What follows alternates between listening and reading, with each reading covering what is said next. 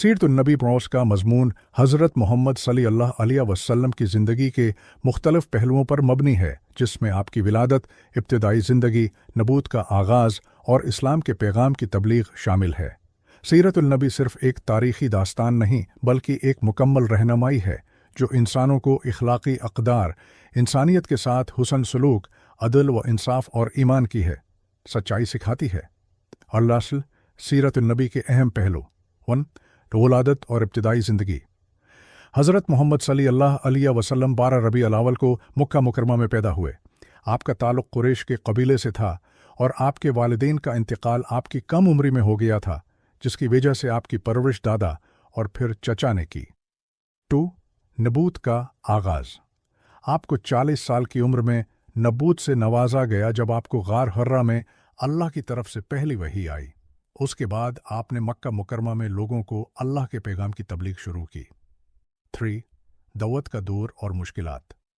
आपको अपने पैगाम को फैलाने के दौरान बहुत सी मुश्किलात का सामना करना पड़ा, जैसे कि आपकी मुखालफीन की तरफ से आज़ीतें और तकालीफ। ताहम आपने सब्र और इज़्म के साथ अपना पैगाम जारी रखा।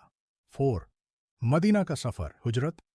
मक्का में बढ़ती हुई मुखालफत के बाद आपने मदीना की तरफ हिजरत की, जिसे हिजरत कहा जाता है। मदीना में आपने मुसलमानों की कम्युनिटी को मजबूत किया और एक इस्लामी रियासत की बुनियाद रखी।